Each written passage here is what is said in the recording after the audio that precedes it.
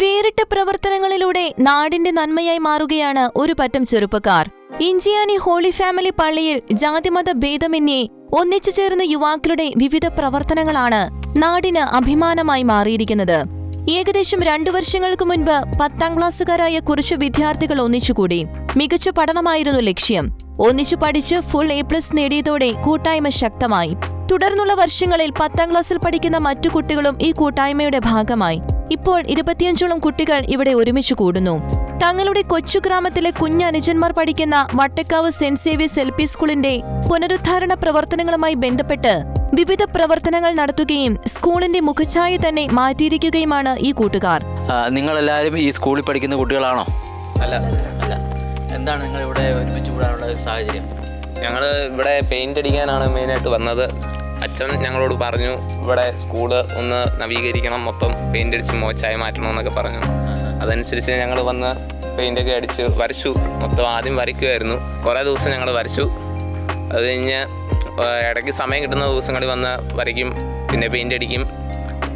ക്ലാസ്സൊക്കെ തുടങ്ങിയായിരുന്നു ഞങ്ങൾക്ക് വൈകിട്ടേ വന്ന് രാത്രിയിലൊക്കെ വന്ന് പെയിൻ്റ് അടിക്കും. നിങ്ങൾ എന്താണ് ഇങ്ങനെ ഒരുമിച്ച് കൂടാനൊരു സാഹചര്യം എന്താണ് ഉണ്ടായത്? ഞങ്ങൾ 10 തൊട്ട് ഒരുമിച്ചിരുന്ന് പഠിച്ച് അങ്ങനെയാണ് ഒരുമിച്ച് കൂടിയത്.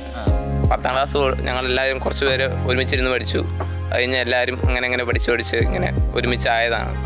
അങ്ങനെയാണ് ഞങ്ങളെല്ലാം ഇപ്പം 10-25 പേരുണ്ട് ഞങ്ങൾ ഒരുമിച്ച് ഒരു കൂട്ടത്തിൽ. ഇത്രയൊക്കെ ചെയ്ത് കഴിഞ്ഞപ്പോൾ നിങ്ങളെ കൊണ്ട് ചെയ്യാൻ പറ്റുമായിരുന്ന കാര്യമാണ് നിങ്ങൾ തോന്നുന്നുണ്ടോ? ഇല്ല, ഇത്രയും പറ്റുമെന്ന് ഞങ്ങൾ ഓർത്തില്ല.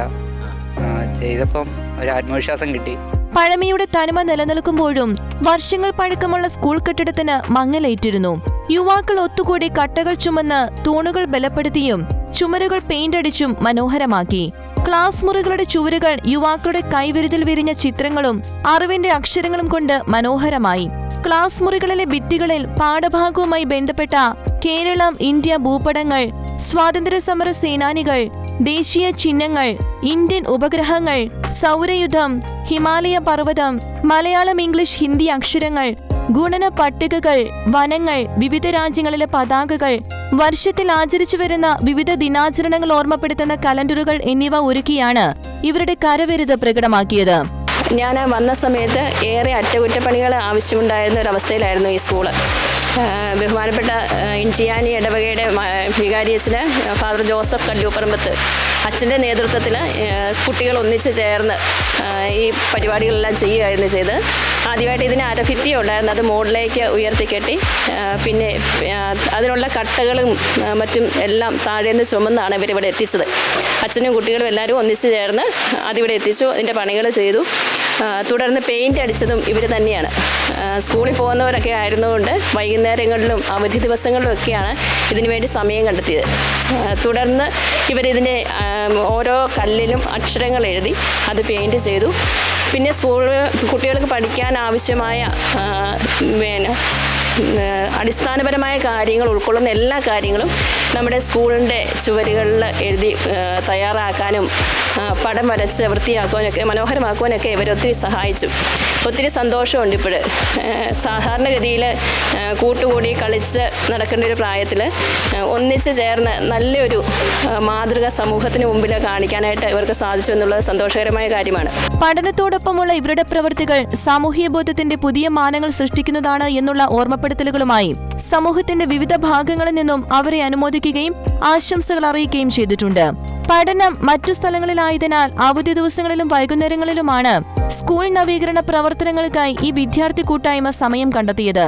ഇവരുടെ കൂട്ടായ്മയ്ക്ക് എല്ലാ പിന്തുണയുമായി ഇടവക വികാരി ഫാദർ ജോസഫ് കല്ലുംപുറത്ത്, കൈക്കാരന്മാരും കുട്ടികളുടെ രക്ഷിതാക്കളും അവരോടൊപ്പം ഉണ്ടായിരുന്നു. ഞങ്ങൾ ഏതാണ്ട് 4 വർഷം മുമ്പാണ് ഞങ്ങൾ ഈ കൂട്ടായ്മ തുടങ്ങിയത്. ആദ്യം ഒരു 6 കുട്ടികൾ, ഈ ഇടവകക്കാരായ 6 കുട്ടികളാണ് 10ാം ക്ലാസ്സിൽ പഠിക്കാൻ ഇവിടെ ഒരുമിച്ച് കൂടി. 6 പിള്ളേർക്കും ഏതാണ്ട് ഒരു പ്രതീക്ഷിച്ചതിനേക്കാളും കൂടുതൽ മാർക്ക് ഫുൾ A+ കിട്ടി. അതിനുശേഷം കഴിഞ്ഞ വർഷം 10ാം ക്ലാസ്സിൽ ഏതാണ്ട് ഒരു 18 പിള്ളേർ, അതിനുശേഷം ഈ വർഷം 25 പിള്ളേരാണ് ഇവിടെ ഇരുന്ന് പഠിച്ചത്. ആ പഠിച്ച പിള്ളേർക്കെല്ലാം അവരുടെ പഠനത്തോടൊപ്പം തന്നെ സ്വഭാവത്തിൽ ഒത്തിരി മാറ്റങ്ങളുണ്ടായി. അന്നേരം ഈ ഒരു മേഖലയിൽ കുഞ്ഞുങ്ങൾ ഇവിടെ ഒരുമിച്ച് കൂടുമ്പോൾ അതുപോലെ പിന്നെ അത് കഴിഞ്ഞ് ചെറിയ ക്ലാസ്സിലെ കുട്ടികൾ ഇവിടെ ഒരുമിച്ച് കൂടാറുണ്ട്. അവിടെ ഇടവക്കാർ കുട്ടികൾ മാത്രമല്ല, അവർ വളരെ കുറച്ച് പേരേ ഉള്ളൂ, പുറത്തുനിന്നുള്ള കുട്ടികളാണ് പഠനത്തിൽ വരുന്നത്. അല്ലാതെ ഒരുമിച്ച് കൂടുമ്പോൾ മറ്റെല്ലാ കുട്ടികളും ഉണ്ട്, ഇടവക്കാർ കുട്ടികൾ.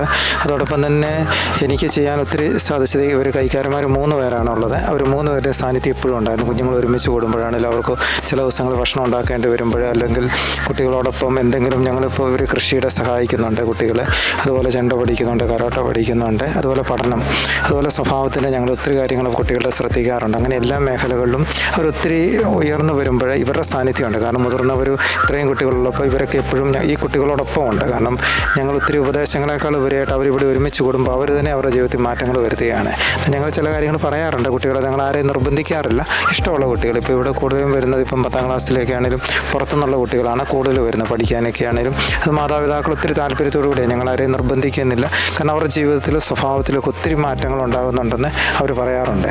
അത് ഞങ്ങൾക്ക് ഒത്തിരി സന്തോഷമുണ്ട്. കാരണം അവർ എല്ലാ തരത്തിലും, അതായത് ബൗദ്ധികമായിട്ടുള്ള മാത്രമല്ല, അവരുടെ ജീവിതത്തിൽ കലാപരമായിട്ട്, കായികപരമായിട്ട്, സ്വഭാവത്തിൽ, എല്ലാ കാര്യത്തിലും നാടിനൊരു മാതൃകയായിട്ട് നല്ലൊരു കൂട്ടായ്മ, ജാതിയുടെയും മതത്തിൻ്റെയും അപ്പുറമായിട്ട് നല്ലൊരു കൂട്ടായ്മ വളരാൻ, മറ്റുള്ളവർക്ക് മാതൃകയായിട്ട്. കാരണം മറ്റു പല കുട്ടികളും മൊബൈലിലും മറ്റു രീതിയിലും അടിമപ്പെടുമ്പോൾ ഇവിടെ ഈ കുട്ടികളെ അതിൽ നിന്ന് മാറി ചിന്തിക്കാൻ, ഇവിടെ ഒരുമിച്ച് നന്മയുടെ ഒരു കൂട്ടായ്മ ഉണ്ടാകാൻ ഒത്തിരി ഇടയാകുന്നതിൽ ഇവരുടെ പ്രത്യേകിച്ച് കൈക്കാരന്മാരും അങ്ങനെ അവർ എല്ലാ കാര്യത്തിലും പൊതുപ്പണികൾക്കും കൃഷിക്കും എല്ലാം ഉണ്ട്. അതുപോലെ ഈ കുട്ടികൾ ഇവരോടൊപ്പം ഞങ്ങളെല്ലാവരും ഒരുമിച്ച് അവിടെ പ്രത്യേകിച്ചൊരു വേർതിരിവുകളില്ലാതെ ഒരുമിച്ച് ചേരുമ്പോൾ കുഞ്ഞുങ്ങൾ ഒത്തിരി നന്മയായിട്ട് വരുമ്പോൾ ഒത്തിരി സന്തോഷമുണ്ട് കാണുമ്പോൾ.